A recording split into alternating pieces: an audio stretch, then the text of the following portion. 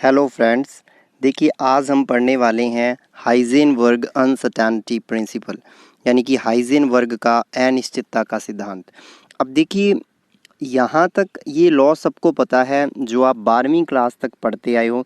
और बहुत सारे बच्चे ये कहते हैं या सोचते होंगे कि सर ये टॉपिक इतना इजी है, लेकिन ये टॉपिक इतना इजी नहीं है जितना आप इसको इजी वे में लेके जाते हो, क्योंकि आपने बस इतनी चीज़ को रट रखा है कि delta x into delta p x जो होता है वो greater than equal H cut by 2 होता है। और एच कट आपको पता है क्या होता है, एच अपॉन 2 पाई होता है। ठीक है, यहाँ पे आप क्या लिख देते हो, एच अपॉन 4 पाई, कि सर इतना होता है डेल्टा एक्स। ये क्या है, ये पोजीशन में अनसर्टेनिटी है, स्थिति में अनिश्चितता है। डेल्टा पी एक्स क्या है, संवेग में अनिश्चितता है, यानी कि मोमेंटम के अंदर अनसर्टेनिटी है। आप लोग ये कह देते हो कि सर इतना होता है, लेकिन ये इतना ही नहीं होता, इसके अंदर बहुत कुछ होता है। आज मुझे आपको यही सिखाना है कि ग्रेजुएशन लेवल में जो अनसर्टेनिटी प्रिंसिपल आ जाता है वो +2 लेवल से थोड़ा सा हटके होता है, होता वही है, उसका मॉडिफाइड फॉर्म होती है। तो देखते हैं। सबसे पहले आपको पता है uncertainty principle also called Heisenberg uncertainty principle और इनडिटरमिनेसी प्रिंसिपल, जिसमें कुछ भी निर्धारित नहीं है। इनडिटरमिनेसी मतलब अनिर्धारित सिद्धांत, कुछ निर्धारित नहीं है। ठीक है, यानी कि आप जानते हो या तो डेल्टा एक्स को सही तरीके से आप मेज़र कर सकते हो या फिर डेल्टा पी एक्स को, कि मोमेंटम और पोजीशन में से कुछ एक आप सही तरीके से मेज़र कर पाते हो, या मोमेंटम या फिर पोजीशन, दोनों को एक साथ साइमल्टेनियसली एक साथ अच्छे से हम सही करेक्टली एक्यूरेसी से मेज़र नहीं कर सकते। ठीक है ना। चलो, इसके बाद ये 1927 में स्टेटमेंट किसने दिया, 1927 में जर्मन फिजिसिस्ट, कौन सा German physicist, Werner Heisenberg, that the position and the velocity of an object cannot both be measured exactly at the same time even in the theory। पता ही आपको, ये थ्योरी यही कहती है कि वेलोसिटी और पोजीशन, वेग और स्थिति, दोनों को एक साथ मेज़र नहीं कर सकते, simultaneously at the same time instant पे हम नहीं कर सकते। ठीक है ना। अब देखिए, मैं प्रिंसिपल को थोड़ा चेंज करता हूँ। आपने पोजीशन मोमेंटम तो पढ़ा ही है, उसके तरीके से आपने इसको समझा हुआ है। यहाँ पे मैं थोड़ा सा इसको चेंज करता हूँ। देखिए, तो हम ये बात करेंगे कि only position and momentum he uncertainty principle को या इनडिटरमिनेसी प्रिंसिपल जो है हाइजेनबर्ग का, उसको फॉलो नहीं करते। और भी बहुत सारी चीज़ें हैं जो उसको फॉलो करती हैं। तो कौन सी चीज़ें हैं जो फॉलो करती हैं, बस इतना ध्यान रखो। कोई भी ऐसी दो क्वांटिटी जिनका प्रोडक्ट करने पर, जिनका मल्टीप्लाई करने पर उनकी यूनिट जूल सेकंड बन जाए, वो सारे के सारे इस प्रिंसिपल को फॉलो करते हैं। मैं दोबारा बता रहा हूँ, सारी की सारी भौतिक राशियाँ जिनका मल्टीप्लाई कर दें, आपस में गुणा कर दें और हमें मात्रक मिले, यूनिट मिले जूल सेकंड, वो सारी की सारी हाइजेनबर्ग के प्रिंसिपल को क्या करती हैं, फॉलो करती हैं। बहुत ही इजी वे में मैंने ये बता दिया कि जूल सेकंड यूनिट आ जाए बस दोनों की, तो एक तो राशि यहाँ से क्लियर होगी। जूल किसकी यूनिट है, एनर्जी की, तो एक तो हो गया डेल्टा ई, इंटू सेकंड किसकी है, टाइम की, इंटू डेल्टा टी, यानी कि एनर्जी की अनिश्चितता, एनर्जी में अनिश्चितता डेल्टा ई और समय में अनिश्चितता डेल्टा टी। एनर्जी के अंदर uncertainty delta T and time के अंदर अनसर्टेनिटी डेल्टा टी और डेल्टा ई, दोनों का मल्टीप्लाई भी ग्रेटर देन इक्वल होगा एच कट बाई 2 के। यानी कि जिसकी भी यूनिट जूल सेकंड आ जाए वो इस हाइजेनबर्ग अनसर्टेनिटी प्रिंसिपल को फॉलो करेंगी, चाहे वो कोई भी क्वांटिटीज़ हों। जैसे हमारे पास यही ले लीजिए, delta x and delta p x, ये फॉलो करती हैं greater than equal H cut by 2। Delta E delta T greater than equal H cut by 2 हो गया, energy and time. Similarly delta x की जगह डेल्टा थीटा कर दो, delta p x की जगह डेल्टा जे कर दो, ये भी greater than equal H cut by 2 रहेगा। डेल्टा थीटा क्या है, एंगुलर डिस्प्लेसमेंट, डेल्टा जे क्या है, एंगुलर मोमेंटम, ये क्या है, कोणीय विस्थापन, ये क्या है, कोणीय संवेग। यानी कि इस चीज़ को मैंने एंगुलर में चेंज कर दिया और एनर्जी टाइम आपको दिख ही गया। अब अगर आपसे कोई पूछे कि delta x into delta p x की यूनिट क्या होगी, तो आप निकाल सकते हो। देखिए डेल्टा पी को डी पी कहते हो एक तरीके से, d p by d t is equal to f होता है, तो डी पी हो गया एफ डी टी, यानी कि न्यूटन सेकंड। यानी कि न्यूटन सेकंड लिख सकते हो आप लोग। मोमेंटम की यूनिट क्या लिख सकते हो, न्यूटन सेकंड। तो ज़रा न्यूटन सेकंड लिखना, इसको इजीली क्लियर हो जाएगा। इसकी यूनिट क्या होगी, डेल्टा एक्स की मीटर, इनटू इसकी क्या होगी, न्यूटन सेकंड। अब देखिए न्यूटन और मीटर को इकट्ठा कर दीजिए, ये क्या होता है, वर्क होता है जूल, और एस का हो गया सेकंड, ये क्या हो गया, जूल सेकंड। इसका मतलब बिल्कुल ठीक है, हमने यही कंसेप्ट, यही इसके ऊपर थ्योरी लगाई है कि जिसकी भी यूनिट जूल सेकंड होगी वो इस लॉ को फॉलो करेगा। तो delta x position and momentum delta p x दोनों की यूनिट मेरे पास मल्टीप्लाई करने पे जूल सेकंड आती हैं। सो ये इस लॉ को फॉलो करते हैं, हाइजेनबर्ग अनसर्टेनिटी प्रिंसिपल को फॉलो करते हैं, कोई दिक्कत नहीं है। क्लियर होगी बात। अब बात करते हैं एक और चीज़ की, delta theta into delta J theta कह सकते हो या डेल्टा जे लिखते हो, ये भी होता है। ये क्या है, कोई यूनिट नहीं है, रेडियन होती है, इसको छोड़ देते हैं, हमें मेन जो यूनिट होती है ना, फंडामेंटल यूनिट, उसमें बात करनी है।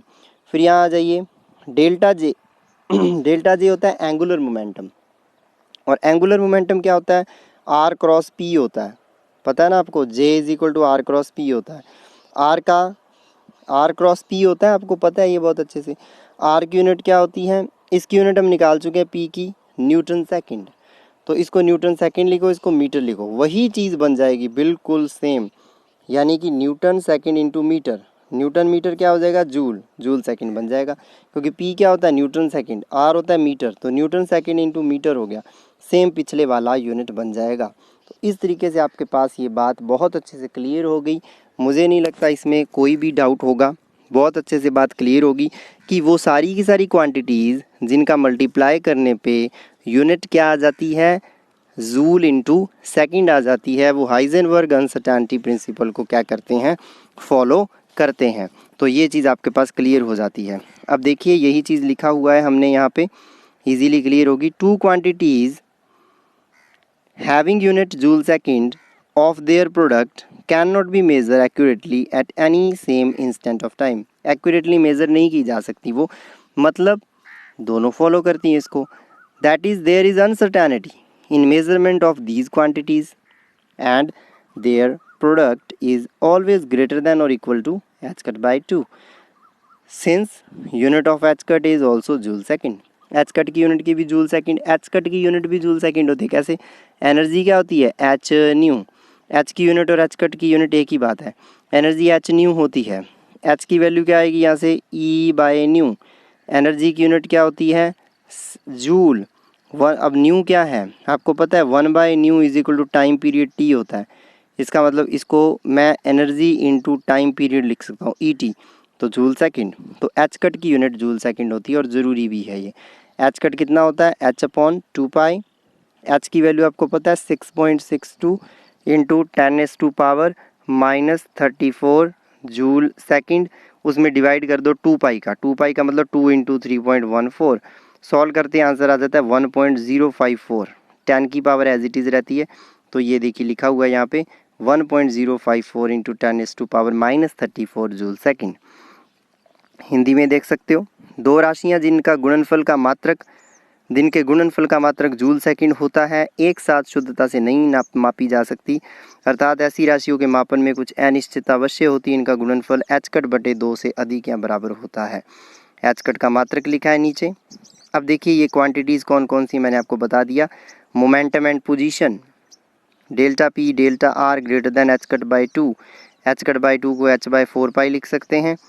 एक्स वाई जेड के अंदर देख सकते हो, एक्स के लिए delta p x delta x greater than equal h cut by 2, y के लिए delta p y delta y greater than h cut by 2, delta p z delta z greater than equal h cut by 2। If we measure momentum accurately, then position cannot be measured accurately and vice versa। यानी कि अगर momentum को सही measure कर लें तो position को सही मेज़र नहीं कर पाएंगे, अगर पोजीशन को सही मेज़र कर लें तो मोमेंटम को सही मेज़र नहीं कर पाएंगे। यही हमारा हाइजेनबर्ग अनसर्टेनिटी प्रिंसिपल की पहली पेयर है, पोजीशन मोमेंटम। दूसरी pair angular displacement angular momentum, यानी कि delta J into delta theta greater than equal H cut by 2। Delta J uncertainty in angular momentum, delta theta uncertainty in angular displacement, कोई दिक्कत नहीं है।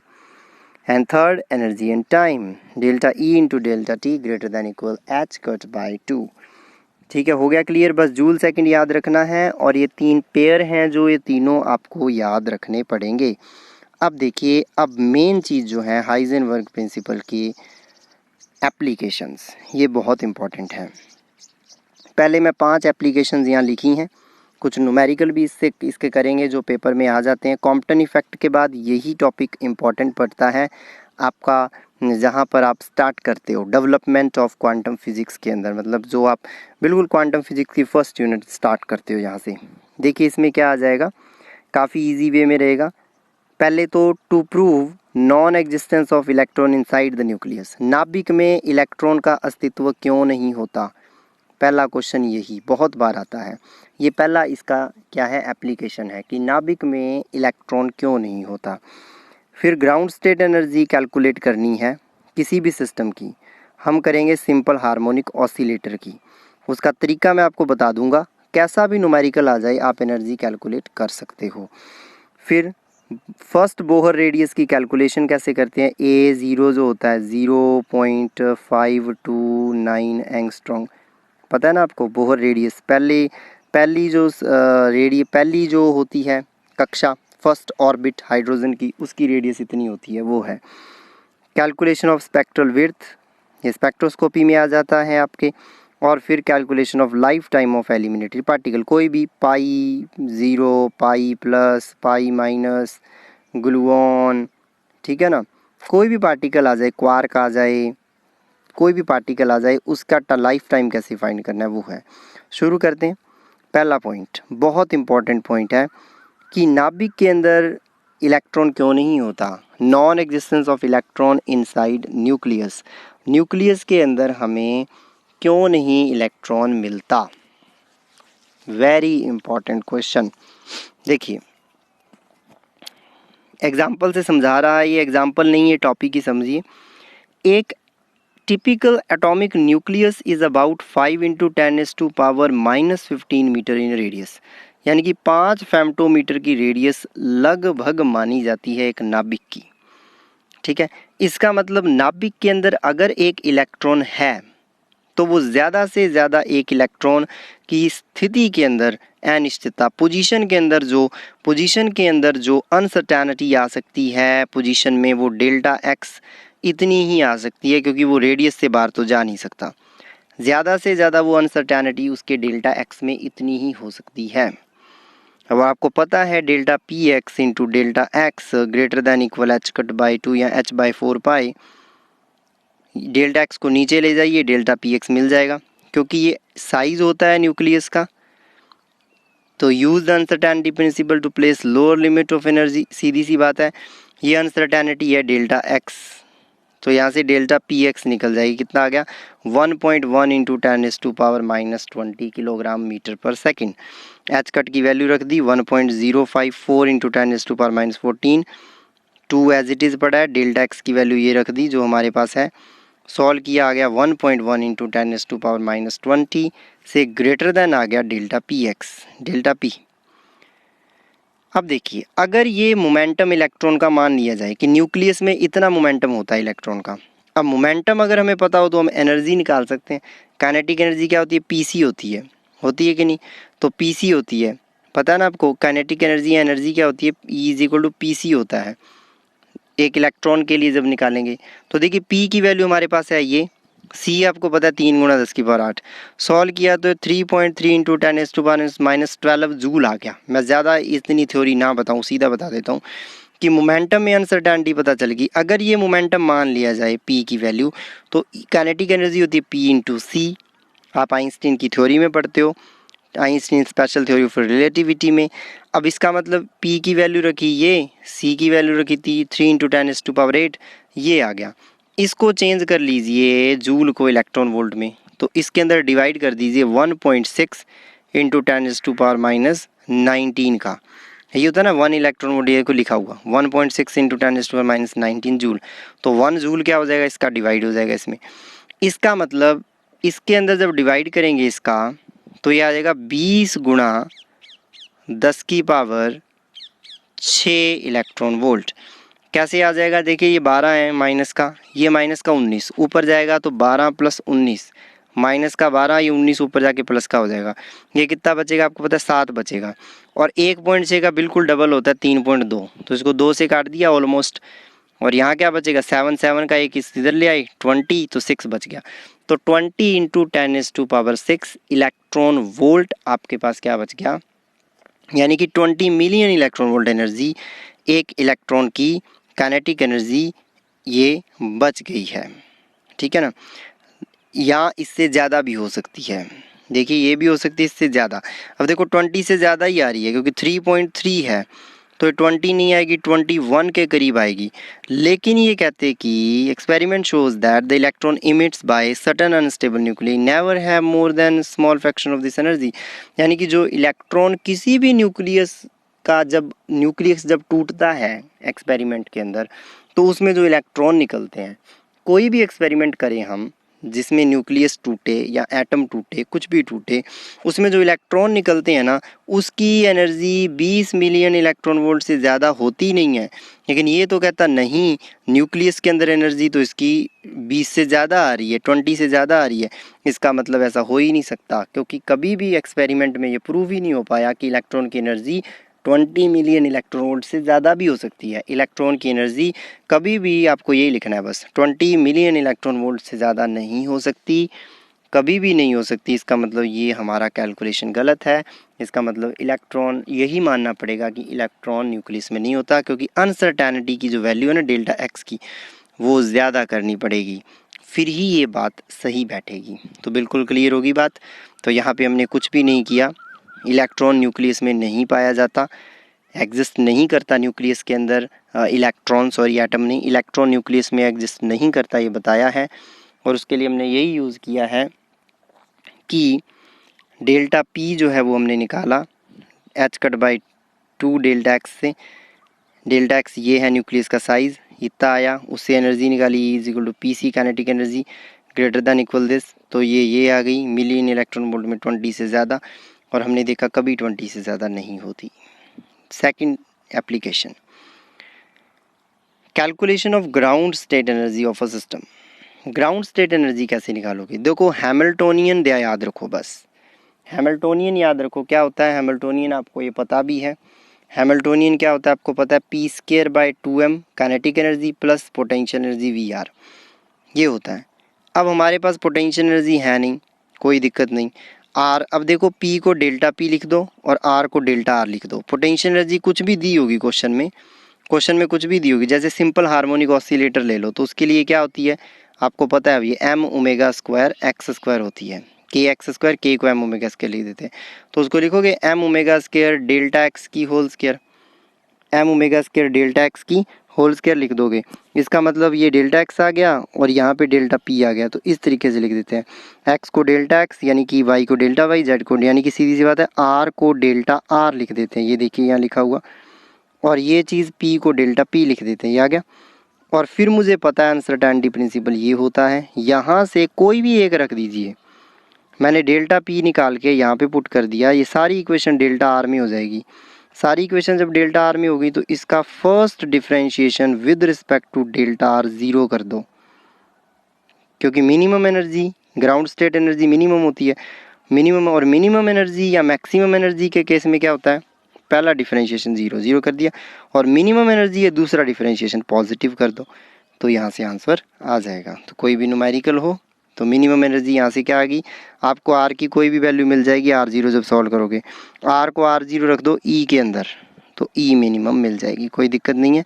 जैसे मैं बाकी एप्लीकेशन पढ़ाने से पहले आपको एक न्यूमेरिकल सॉल्व करवाता हूँ। देखिए यहाँ देखिए सिक्स्थ एप्लीकेशन है, ग्राउंड स्टेट एनर्जी निकाली ऑसिलेटर की। कौन सा? Linear harmonic oscillator. SHO भी लिख देते हो, LHO भी। तो आपको मैंने बताया कि एनर्जी ये है p²/2m काइनेटिक एनर्जी है, half m omega square x square potential energy है। पोटेंशियल एनर्जी होती है हाफ k एक्स स्क्वायर, और आपको पता है √k/m जो होता है वो ओमेगा होता है। तो k यहाँ से m ओमेगा स्क्वायर आ जाता है, वो यहाँ पुट कर देते हैं तो फॉर्मूला ये बन जाता है। जहाँ p है वहाँ डेल्टा p कर दीजिए, यहाँ x है वहाँ डेल्टा x कर दीजिए। ठीक होगी बात। फिर डेल्टा p को क्या लिख सकते हो? डेल्टा p को लिख सकते हो h/2 डेल्टा x। तो डेल्टा p को क्या लिख दिया? h/2 delta x। सीधा x में पुट कर दो तो भी कोई नहीं, डेल्टा x को x लिख दिया इन्होंने, कोई दिक्कत नहीं, वो भी लिख सकते हो, कोई प्रॉब्लम नहीं है। डेल्टा x ही लिखना आप, बेटर है। डेल्टा x की स्क्वायर, यहाँ भी डेल्टा x की स्क्वायर। अब क्या कर दिया? मिनिमम एनर्जी के लिए पहला डिफरेंशिएशन 0 कर दिया। तो पहला डिफरेंशिएशन जब इसका करोगे तो इसका तो क्या हो जाएगा? 1/x² का -2/x⁻3। तो 2 से ये कटेगा तो 4 बचेगा, ये बचेगा माइनस के साथ। और यहाँ क्या होगा? x² का 2x, 2 से 2 cancel, m omega square x। Delta x चलने देना आप, DE/d डेल्टा x करोगे तो भी कोई दिक्कत नहीं है, x करो तो भी। यहाँ से x की वैल्यू निकाल ली सॉल्व करके, ये आ गई। अब इस वैल्यू, ये जो x की वैल्यू आई x² की, इस x² की वैल्यू को मैं क्या कर देता हूँ? यहाँ पुट कर देता हूँ, तो मिनिमम एनर्जी आ जाती है। कितनी आ जाती है? हाफ h/ओमेगा, हाफ h/ओमेगा। आपको पता है ये। तो जहाँ जहाँ इन्होंने x लिखा है वहाँ आप डेल्टा x लिख के करोगे, कोई दिक्कत नहीं। x लिख के भी कर लोगे तो भी कोई भी यहाँ पे आपको कुछ नहीं कहने वाला। ठीक, ऐसा ही क्वेश्चन आगे है, ये आपको सॉल्व करना है। क्वेश्चन सॉल्व करना है आपको खुद। हालांकि मैं एक बार बता देता हूँ, देखो v दे रखा है और p² + v कर देना, ये बन जाएगा। सेकंड में ये पुट करके हो जाएगा, थर्ड में ये पुट करके हो जाएगा। सेम तरीका टोटल है, इसको इसी को टोटल एनर्जी कहते हैं। p को डेल्टा p, x को डेल्टा x।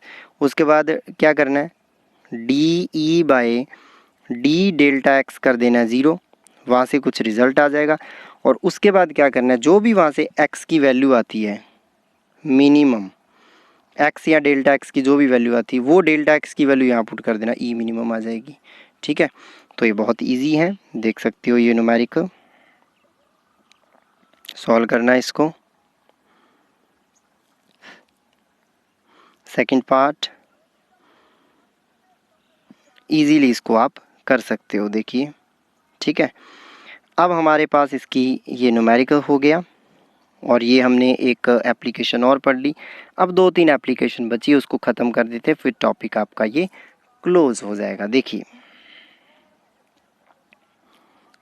2 तक हो गया था, थर्ड देखिए।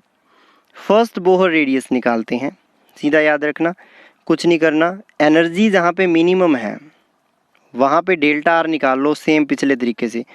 उसको R0 कह दो, वही फर्स्ट बोहर रेडियस है। बस मिनिमम जहाँ पे एनर्जी है वहाँ पे जो R की वैल्यू आ रही है अपने पास इसके अंदर, वही फर्स्ट बोहर रेडियस होती है। नो प्रॉब्लम, आगे आ जाइए। स्पेक्ट्रल विड्थ निकालनी है, कुछ नहीं करना। E = hc/λ होता है, पता है आपको। डेल्टा E क्या हो जाएगा? जब E का डिफरेंशिएशन करोगे, इसका डेल्टा E -hc/λ² d λ, यही होगा ना। और दोनों तरफ मोड ले लीजिए तो d λ का मोड हो जाएगा, माइनस प्लस हो जाएगा, ये बचेगा। d कर दो तो d λ, डेल्टा है तो delta. Delta E × delta T uncertainty principle कहता h/2 होता है, आपको पता है। डेल्टा E की वैल्यू ये यहाँ पुट कर दो, और डेल्टा T पड़ा है, यहाँ से डेल्टा लैम्डा निकल जाएगा। डेल्टा T नीचे चला गया, h/λ² नीचे चला गया, ये आ गया। यहाँ से आपको डेल्टा T दिया होता है, लाइफ टाइम होता है ये, डेल्टा लैम्डा स्पेक्ट्रल विड्थ मिल जाएगी। हो गया क्वेश्चन। कितने आसान है देखो एप्लीकेशंस। कई दिनों से बच्चे कह रहे हैं कि सर इसको करवाइए, कुछ भी नहीं है। देखिए अब देखिए आगे, calculation of life time of एलिमिनेटरी particle, यही फॉर्मूला लगाना है। एलिमिनेटरी पार्टिकल की डेल्टा ई होती है rest mass energy. Rest mass energy निकाल लीजिए, डेल्टा ई नीचे ले जाओ इसको, h/2 डेल्टा ई, ये डेल्टा टी हो जाएगा। बस मिल गया, लाइफ टाइम हो गया। 6th पार्ट हम कर चुके हैं। तो ये दोस्तों तरीका है। काइनेटिक एनर्जी हमेशा ही p² / 2m रहेगी, पोटेंशियल एनर्जी आपको दी हुई होगी न्यूमेरिकल में।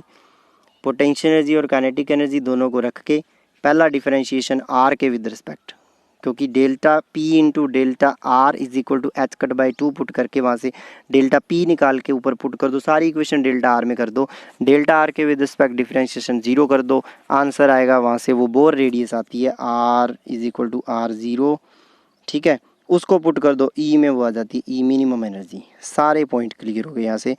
ये था आपका अनसर्टेनिटी प्रिंसिपल हाइजेनबर्ग का। एक ही बात ध्यान रखनी है, जिनकी भी यूनिट जूल इंटू सेकेंड होती है वो इसको फॉलो करते हैं, इतनी बात मेन है आपकी। दोस्तों ये था आपका आज का लेक्चर। अब आपका अगला जो लेक्चर मैं बता दूं आपको, फाइनल ईयर के काफ़ी लेक्चर अपलोड हो गए हैं हमारे चैनल पर। सब्सक्राइब चैनल जरूर कीजिए, आगे शेयर कीजिए अपने दोस्तों के साथ। ग्रेजुएशन लेवल के हमने क्वांटम, उसके बाद टी एंड पाई नेटवर्क मैंने परसों ही अपलोड किया था, उसको अच्छे से देखना। कॉम्पटन इफेक्ट भी हम कर चुके हैं, सॉलिड में ब्रैग्स इक्वेशन हो गया है, क्रॉनिंग पेनी मॉडल हो गया है, ब्लॉक थ्योरम हो गई है। अब सोच रहे हैं हॉल इफेक्ट, सोमरफील्ड थ्योरी और फ्री इलेक्ट्रॉन थ्योरी उन पे कुछ बनाएं। उससे पहले लाउए इक्वेशन की एक बच्चे की डिमांड है, उसको हम कंप्लीट करेंगे। क्लाउड चैम्बर के बारे में, न्यूक्लियर फिजिक्स का टॉपिक, उसको भी एक बच्चे ने बोला है वो करवाना है। तो धीरे धीरे वीडियोज़ आती रहेंगी। आज शाम तक मैं देखता हूँ कि 1-2 वीडियो और आपकी इस पे अपलोड करें। बहुत बहुत धन्यवाद। चैनल को शेयर ज़रूर कीजिए दोस्तों और लाइक ज़रूर कीजिए। बहुत बहुत धन्यवाद। Thank you.